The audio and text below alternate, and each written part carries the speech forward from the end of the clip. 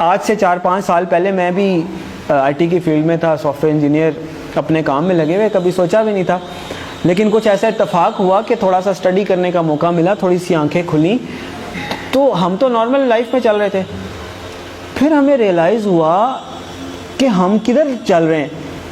جب قرآن و حدیث کو اسٹڈی کرنے کی کوشش کی تو پتہ چلا کہ ایک بھی نشانی قیامت کی، ایک بھی نشانی جو بتائی گئی ہے علامات صغریٰ وہ باقی نہیں ہے، ساری کی ساری ہو چکی ہیں. اگر کسی کو کسی اسپیسیفک نشانی کے بارے میں کوشچن ہے تو مجھے بھی بتائیں.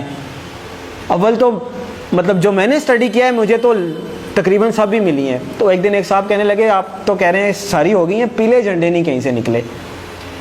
تو میں نے کہا پیلے جھنڈے تو وہ رابعہ ابھی نکلے تھے مصر میں، جب صدر مرسی کی حکومت انہوں نے گرائی تھی تو وہاں پہ پیلے جھنڈے رابعہ کا نشان انہوں نے بنایا تھا اور بڑی احتجاج کی تھی، وہاں سے پیلے جھنڈے نکلے تھے.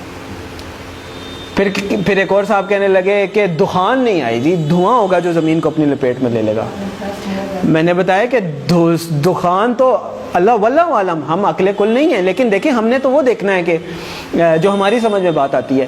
آج سے 7-8 سال پہلے ہم بھی اسی پنجاب میں رہتے ہیں، اسی دنیا میں رہتے ہیں، دھند ضرور ہوتی تھی، دھواں بھی ہوتا تھا، دھواں اسموگ نہیں ہوتا تھا کہ وہ پورے لپیٹ میں لے لیتا ہے. دھواں تو ایسے ہوتا ہے نا دور سے نظر آئے، دخان ایسا ہے کہ یخش الناس، قرآن میں اللہ نے فرمایا یوم تأتی السماء بدخان مبین یخش الناس ھذا عذاب علیم.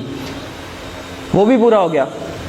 پھر کیا رہ گیا؟ پھر انہوں نے کہا عربوں میں شرک آ جائے گا، وہ تو نہیں آیا. تو میں نے کہا میں بھی سوچتا تھا نہیں آیا، بلکہ جب میں یہ حدیث پڑھ رہا تھا تو میرے ذہن میں یہ تھا کہ پتہ نہیں عربوں میں شرک پتہ نہیں کب آئے گا. سب سے زیادہ قرآن حدیث وہاں پڑھا جاتا ہے،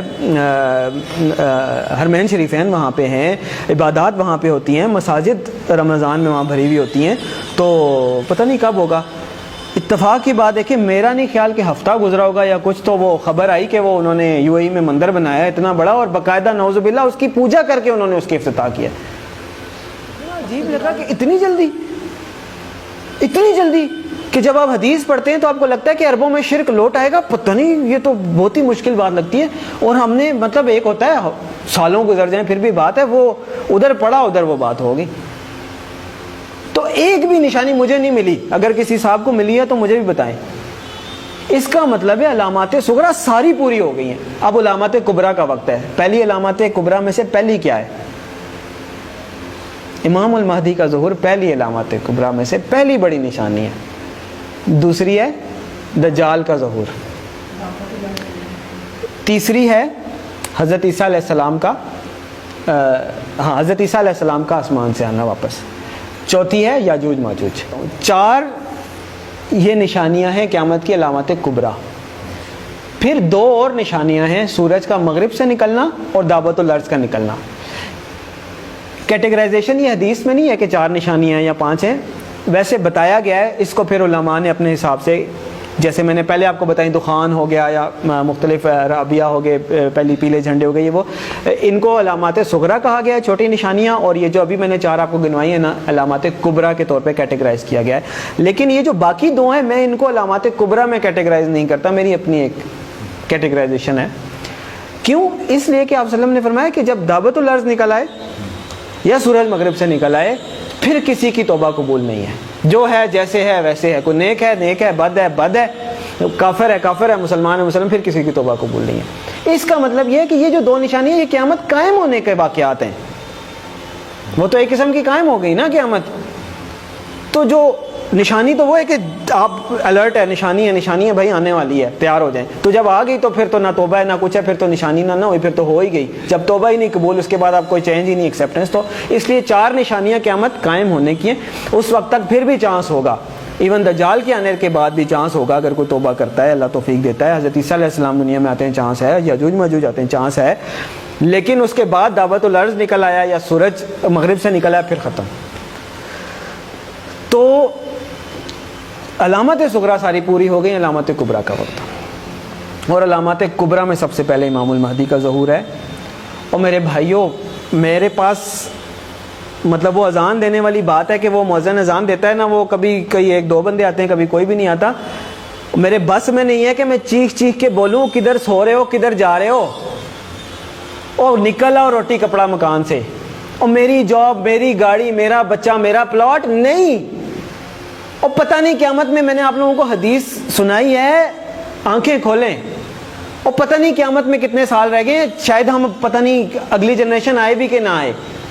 اور بعض لوگ کہتے ہیں پتہ نہیں پاگل ہے، سب کو ایسے لگتا تھا قیامت آنے والی ہے. نہیں، حدیث میں آپ صلی اللہ علیہ وسلم نے فرمایا کہ میں اللہ سے امید کرتا ہوں کہ میری امت کو آدھے دن کا وقت تو دے ہی دے گا اللہ تعالیٰ. تو صحابہ نے فرمایا آدھے دن سے کیا مراد ہے؟ تو آپ صلی اللہ علیہ وسلم نے فرمایا 500 سال. اور یہ قرآن سے بھی ثابت ہے کہ اللہ کے ہاں ایک دن ہمارے 1000 دنوں کے برابر ہوتا ہے. تو علامہ سیوطی بہت بڑے حدیث کے مفسر گزرے ہیں. لوگ کہتے ہیں آپ علامہ سیوطی کے اس پہ کیوں جا رہے ہیں؟ مطلب جو مفسرین گزر چکے ہیں، حدیث کے انٹرپریٹیشن دے چکے ہیں، اب میں نے نئی تو نہیں دینی، اللہ معاف کرے. تو علامہ سیوطی رحمۃ اللہ علیہ نے اس کی انٹرپریٹیشن میں لکھا ہے کہ اس کا مطلب ہے کہ ایک دن کے بعد 1.5 دن، یعنی کہ پچھلی امتوں کو کسی کو 1 دن ملا، کسی کو آدھا دن ملا، کسی اس طرح، یعنی کسی کی عمر 1000 سال ہوئی، کسی کی 500 سال، مختلف. تو انہوں نے اپنے حساب سے بتایا کہ اس کا مطلب ہے 1 دن کے بعد آدھا دن اس امت کے لیے. یعنی باقیوں کو اگر 1 دن ملا ہے تو اللہ تعالیٰ اس امت کو آدھا دن مزید دے دے گا، باقیوں سے زیادہ تھوڑی سی مہلت دے دے گا. تو 1500 سال ہجری. او بھائی کدھر بیٹھے ہیں ہم؟ 1443 ہی ہے نا. تو گنتی کا حساب لگا لیں، 60 سال پورے نہیں رہتے. میں نہیں کہہ رہا. تو اس کا مطلب یہ ہے کہ تھوڑا سا، میں یہ نہیں کہہ رہا کہ 60 سال میں ہی آ جائے گی. یعنی اللہ تعالیٰ نے اگر آدھے دن کی مہلت دینی ہے، اللہ کی مرضی، تھوڑا بہت آگے پیچھے بھی ہو سکتا ہے. لیکن سمجھنے کی بات ہے کہ ہم بالکل ایج پہ کھڑے ہیں، گرنے لگے ہیں نیچے، اور دیکھ پیچھے جا رہے ہیں. وہ کہتے ہیں نا کہ سامان 100 برس کا، پل کی خبر نہیں.